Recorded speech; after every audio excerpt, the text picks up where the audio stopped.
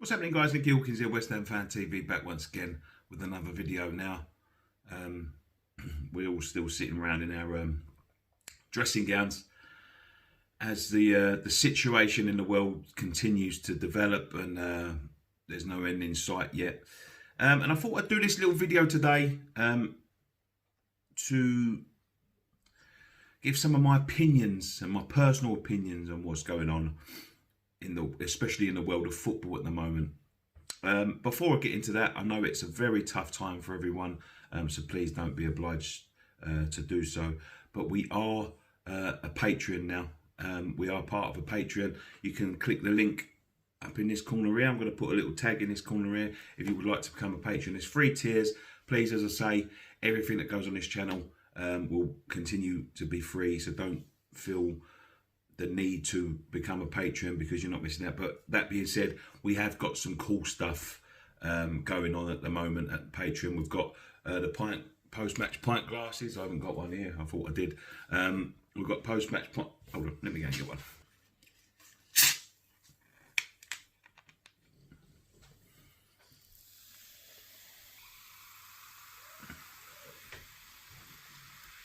Excuse the soda, I haven't got any beer.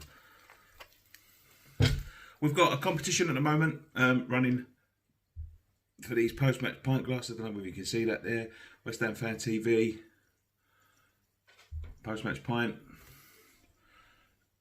with a crossed hammers on the side and like an East London map running underneath them. We've got a competition for all of our £5 and £8 patrons at the moment. 4 of them are going to be picked at random on Monday. You can buy them glasses in another store. I'll leave the link in the description down below if you're not part of a patron. But let's get into this. I know it's a very difficult time at the moment for everyone concerning this. You can't even say it without getting your ass whipped on the internet. But this virus is spreading.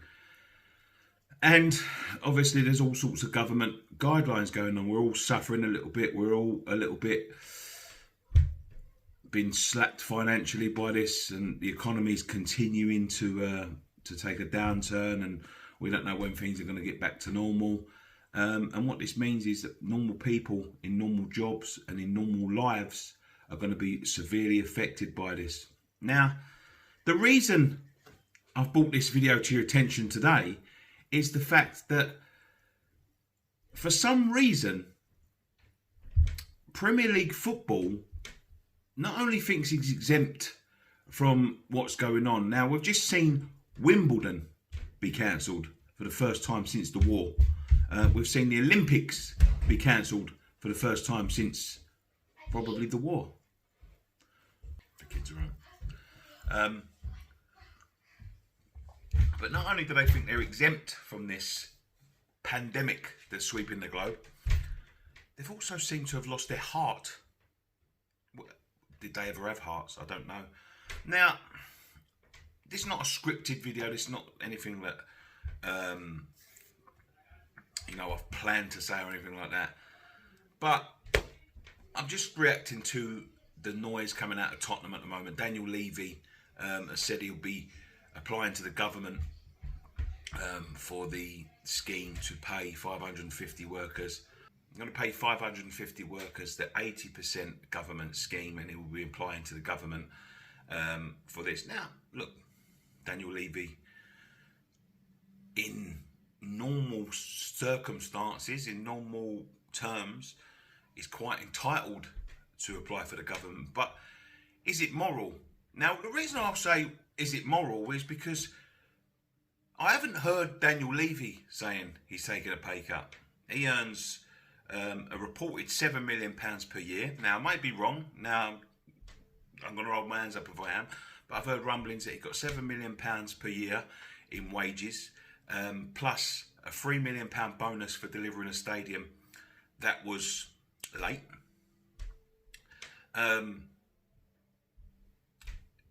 All of their players are still on 100% wages. In fact, there's a story running in Sky Sports at the moment that I will flag you to in a second. but they're asking 550 staff to take a 20% pay cut, which they will be applying to the government for a grant for, to cover their wages. Now, how can you, a Premier League football club, now I'm a West Ham fan, so any Spurs fans that are watching this, I understand the irony on what I'm about to say here. And I don't like that either, to be honest. But how can you apply to the government for 80% of the wages, asking your staff to take a 20% pay cut?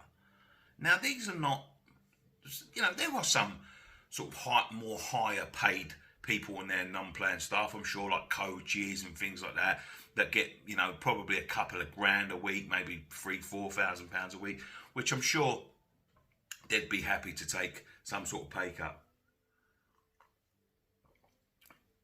But you've got people like Harry Kane earning £192,000 a week.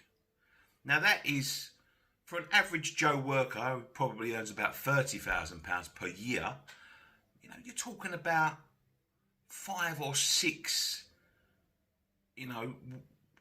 relatively well-paid people's salary per week that he earns in his bank every month, and has been doing for the past couple of years at least, and will continue to do for the next 6 or 7 years. Now, I know footballers' careers are short. I know that their earning ability is very limited once they get out of football, apart from investments that can go wrong, of course.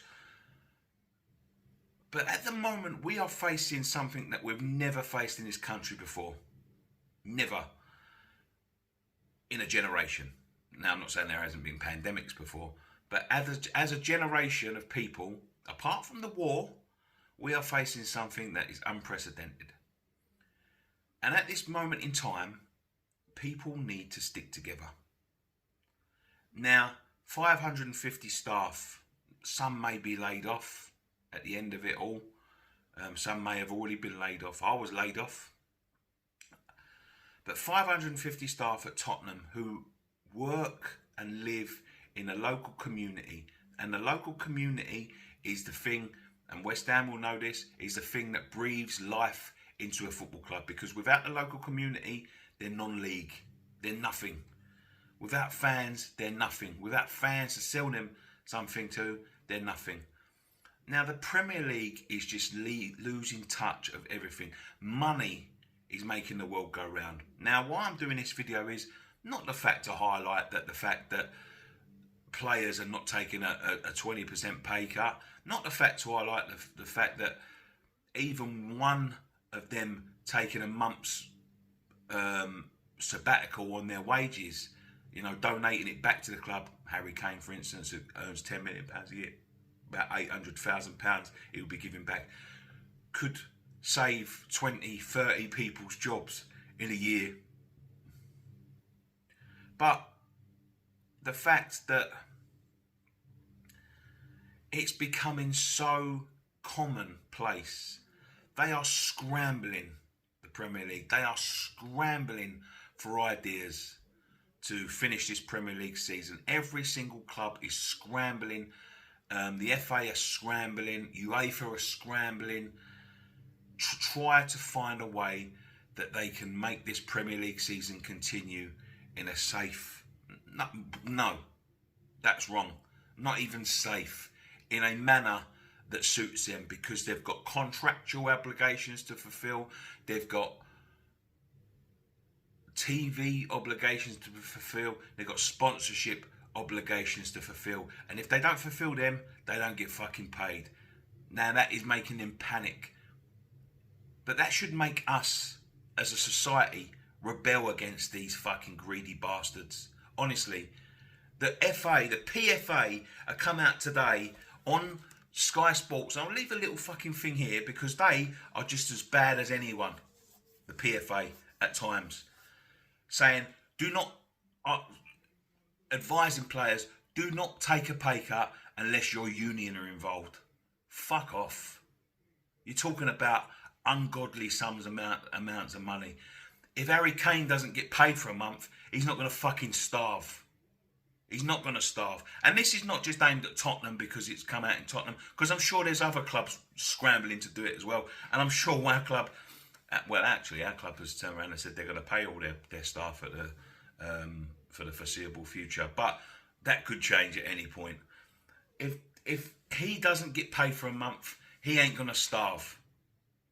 But them 550 people that rely on that money every month, that ain't paid a fifth of what he's paid a week in a year,